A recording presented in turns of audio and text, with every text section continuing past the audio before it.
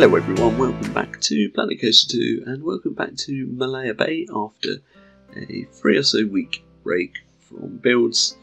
I have been working hard on the entrance building. This took me a little bit longer to build than the things that we built before in this park, mainly because I wanted to get it right. And I was a little bit sort of apprehensive going in and starting off that I wasn't going to be able to build something I was as impressed with, or as happy with rather, as some of the other things we've already got in the park. So I wanted to make sure that the standard and the quality of this was pretty high. So I took my time with it, made a few changes throughout the way, and ended up with something that I'm really pleased with. So this building is inspired by a building I believe that is in Kuala Lumpur in Malaysia. I'm now frantically looking through my phone to try and find out. Yes, so it's the Chetawan Temple in Petaling Jaya in Malaysia. I probably absolutely butchered the pronunciation of that, but that's the building that I took a high amount of sort of inspiration from for this build. It's one of those buildings that you'll probably see quite a lot on on Google, and just randomly quite a famous building, but you wouldn't necessarily know where it is without sort of doing further research. I didn't know before I started on this. I've had to research a bit of Malaysian architecture. And for those of you that are new to the series or new to the channel, this is a water park, inspired by Siam Park in Tenerife. Heavily sort of themed immersive water park, but we're doing it to a Malaysian theme. So lots of Malaysian architecture. And this entrance building, of course, is no different to that. So let's talk about what we're actually building here. So using a lot of the trim pieces and some very small gold details, which I've had to sort of manipulate the pieces in different ways to get different shapes and designs that I want for all the little detailing that you get on this building. Simply because at this point we haven't really got that many of these shiny textured pieces that I needed for the gold sort of detailing. I think most of them are from either mythology or from Viking, from the Viking pieces, and just like you can see, I've rotated them in different ways and trying to do different creative ideas with them. I did already build a platform for two of the flumes right at the back at the top of this park, and a lot of the detailing of that sort of gets ripped off for this building because it was really cool, but it's a building you're not even going to see that much because it's not really in a prominent position. So I wanted to make sure some of that nice detailing was sort of replicated on this entrance building, and that we had something quite impressive for guests to walk up to as they come into the park.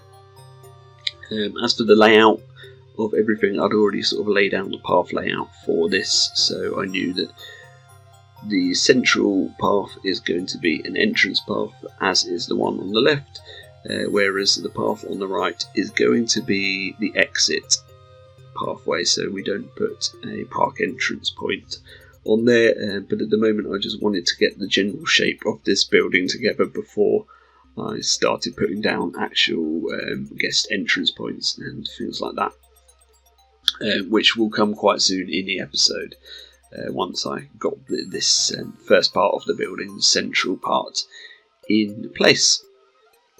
So the colours we're using, they very much reflect from the inspiration I've taken from this temple that I've seen in Kuala Lumpur. So using the blue, sort of navy blue, very dark navy blue roofs, and lots of gold, bright oranges and bright reds, really colourful, and really sort of nice, bright, vibrant architecture.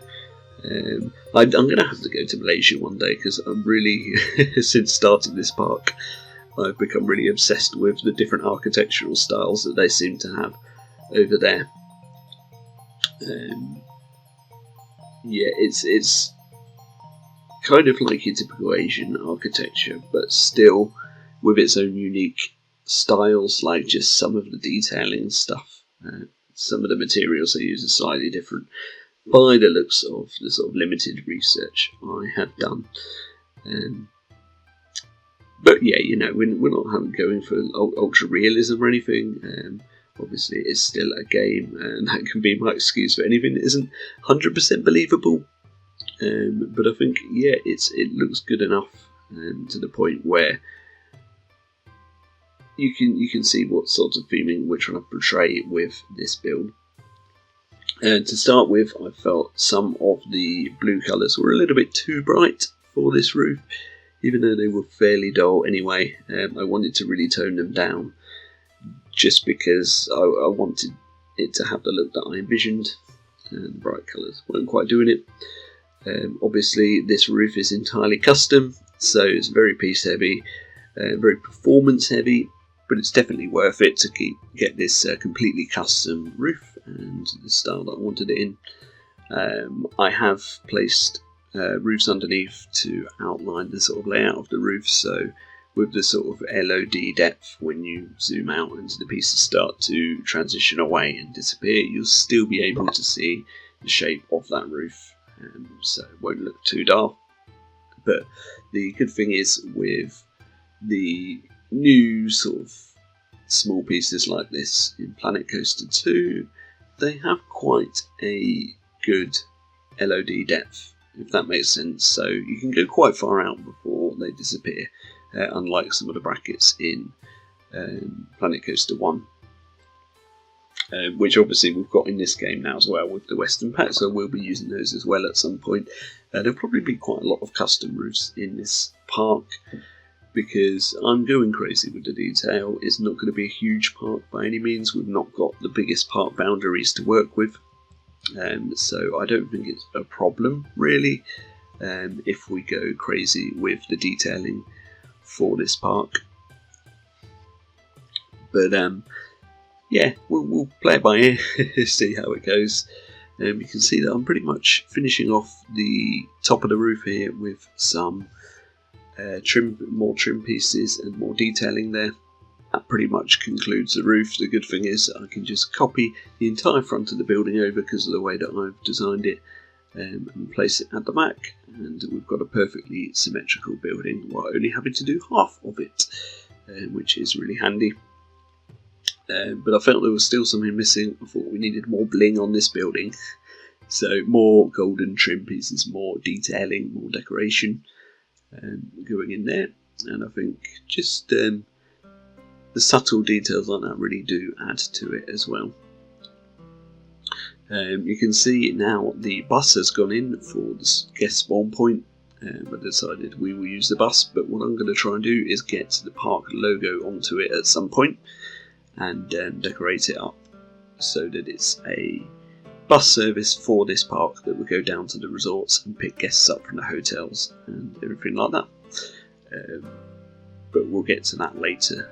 Just placing the bus there now so we can start getting the guests into the park, and you can see them starting to wander in slowly but surely. I think at this point I hadn't opened any of the rides. I'd forgotten to do that, so they can come into the park. I'd placed down some changing rooms and some toilets in the background as well so that the park is functional. But yeah, without the flumes being open, there's not really a lot of point in guests coming to the park. But we do end up opening everything up later on and getting things up and running. But for now, finishing off the front of the building with some lighting and copying over to the back so that we've got a complete building, not just a facade. And although this is quite a thin building, it doesn't go very far back, I think it's absolutely fine for a guest entrance building.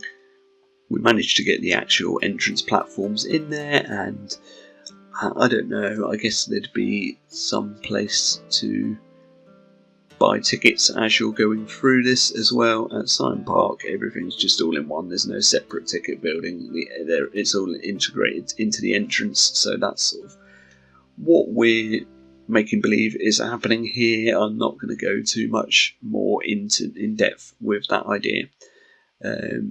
It's kind of complicated because I do start making a ticket building, but it ends up changing. But you will see about that later on in the video.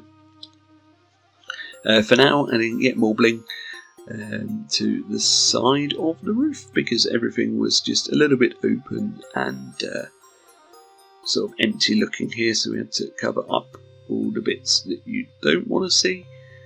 And then I use some more walls and trims and stuff just underneath there to cover up the interior section of the roof. This ends up changing ever so slightly, just because we sink another building into it later on, and I didn't want to have wasted pieces that you can't see, if that makes sense. But for now, we put these bits in, and basically they're just copied over from the front of the building. They're the exact same, and that way I can just call it a day with the first entrance building. And then it's always times like this where you just spend sort of hours on a build, really concentrated, and then you sort of stop and take a step back and think, wow, I've got this building, it looks really great, but it's just sat there on its own and it's missing something. And this is probably where I got to that point and thought, yeah, it's time to add a little bit more. So going back to my reference of the Shetawang temple, I wanted to add a little bit more to the top. It has a really cool spire type thing on it, and I thought the best way to make this is using some of the pieces we've already built, but just using the rotational technique with the rotating platform in order to do this.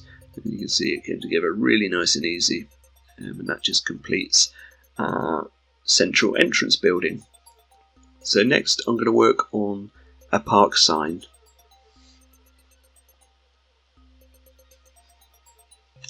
So I designed a sign in Canva, and then I realised that because I'm on GeForce now, I cannot import custom images into the game because it doesn't detect the folder in Documents, Frontier Developments, Planet goes to my media, unfortunately.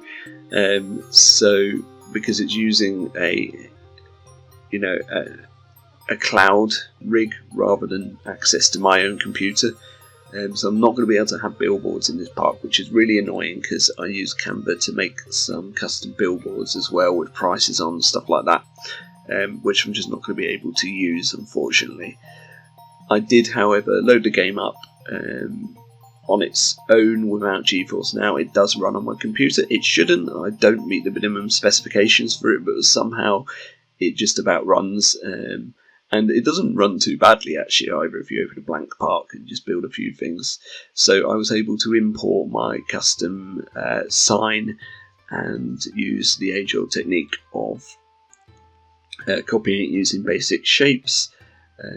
And yeah, I can't recommend Canva enough. You can use it for free, just to use as an art tool, as an editing tool. Obviously it's nowhere near as powerful as Photoshop, but firstly, it doesn't take 7 hours to load up. Secondly, it doesn't cost £500.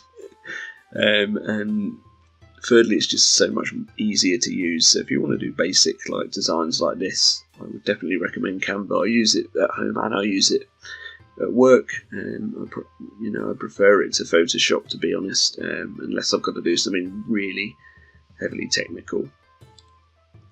But yeah, I decided to have this sort of logo incorporating this cobra, this king cobra, because that's one of the star attractions in the park that we've already built, a king cobra statue sort of overlooking a cool sort of bowl slide thing that we've built earlier in the series.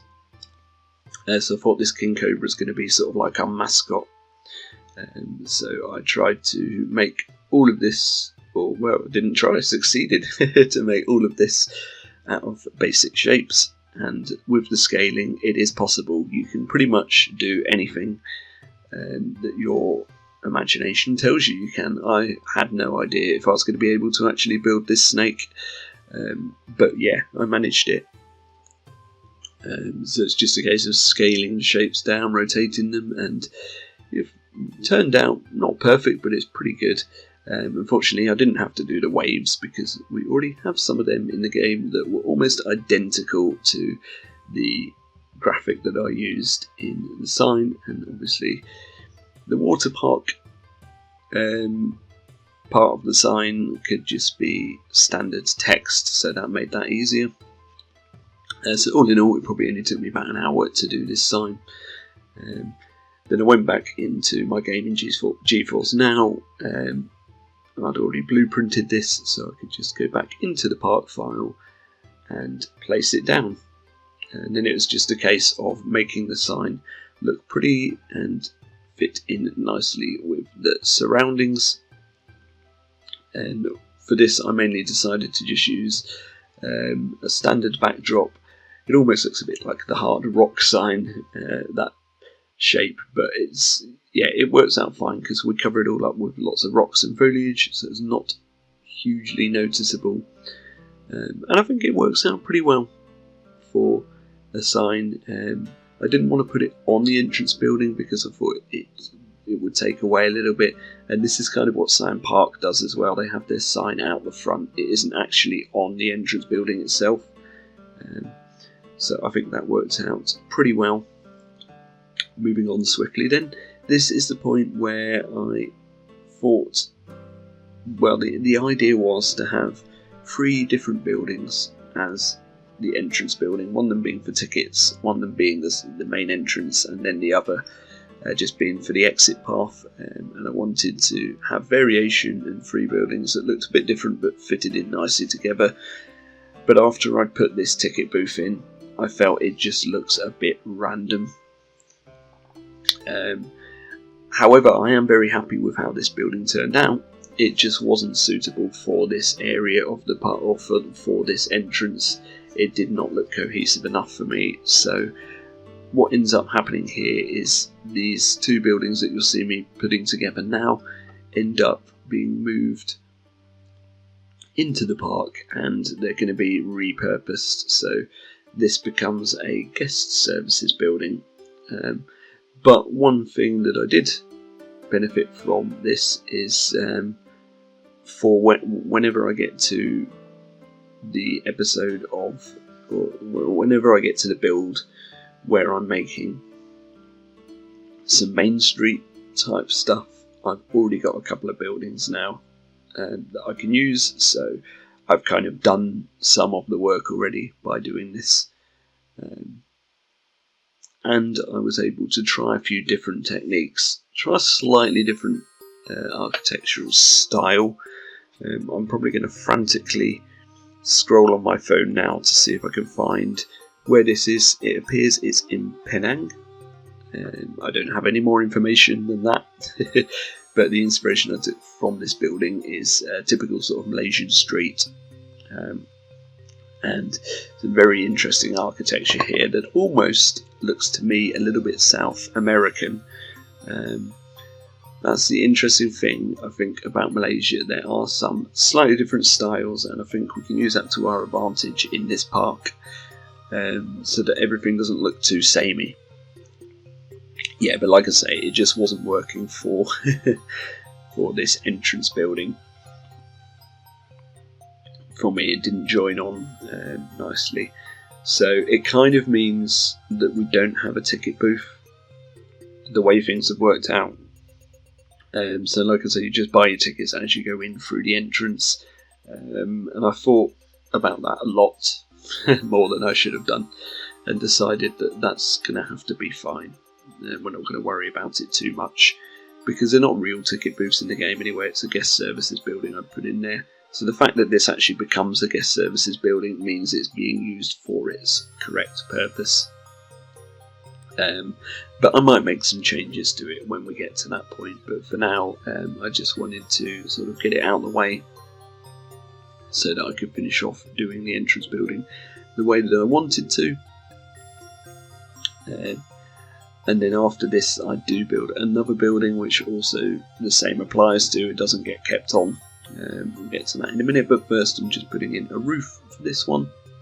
And I thought I'd try a curved roof technique, which was actually really easy to build, using a sort of, I think it's actually from the Planet Coaster theme, one of these curved roofs, which I never really use anything from that theme, to be honest. It's not one of my favourites. There's not that many pieces in it that I particularly like, but it's good to get a shape like this. So yeah, it's one of the easiest roofs I've probably built custom, to be honest. Moving on to the third and final building that again gets removed from this area. And we're actually using, for the roof shape for this one, we're actually using a text piece. I think it's just like a closed bracket randomly, but it's perfect. It's got the perfect shape to design this, and it actually doesn't look too bad underneath the roof either. So I kind of keep it in. Again, this is going to be a useful building later on. It's not going to be so much a building of anything in it, but more just a sort of path cover type thing that guests can walk through. Might put a couple of showers in there, or just some seating or something like that. Haven't really decided yet, but I definitely want to keep it. Same with the other building. It's just not exactly what I wanted for this entrance. I kind of built both these buildings on subsequent night. I don't think that's the right word. Consecutive nights, that's the word I'm looking for. Built one on Thursday, the next on Friday, and then after my Friday build, which is this, I thought, I want all the entrants to look the same. So I've just wasted 2 nights of building, and I thought it's going to take me like another several days just to get the entrance now how I want it. But I thought, no, I'm going to do it right. But at least we can salvage something from these buildings and use them elsewhere in the park.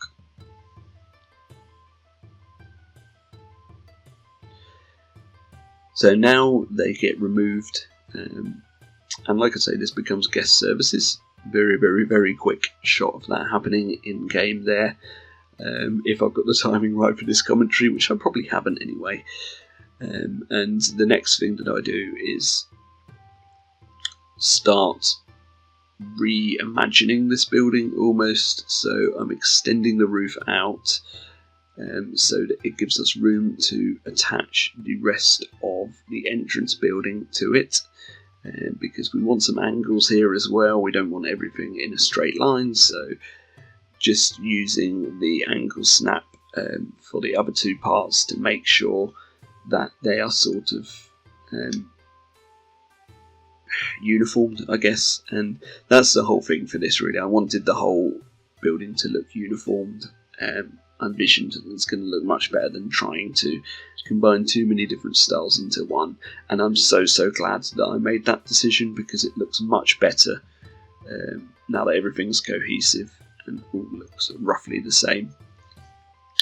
For the wing pieces here then, which is kind of the best way to describe what they are, I did scale them down a little bit so that everything fits in nicely. And there's 2 things actually that made this build much quicker, or this part of the build rather, much quicker than I thought it would be, and it could have been. And one of those is scaling, of course, and the other one is just the fact that I was able to copy over all the pieces that I'd already made, and the fact that I had put the way I'd built things in the groups that I'd built things in. I'd been really careful to make sure that I grouped, selections of pieces in the right manner, so that the groups were easy to copy everything across, if that makes sense. So, yeah, basically we've got these 2 wings on the side and the central building, and it all works in well together. And that is pretty much our entrance building. So in the next one, I think I'm either going to move into the park to start with where the guest services are and do a little sort of town area there. Get some shops in and stuff as well, some souvenir shops and stuff like that. Or I might work on a restaurant, or I might work on the wave pool, or I might work on some flumes. I really haven't decided yet, but I'm so glad that this entrance is done, and I'm really pleased with the end result for this one. I hope you all enjoyed this as well. Welcome any of your feedback and comments down below. Thank you very much to everyone for watching, and I'll see you all in the next one. Bye bye.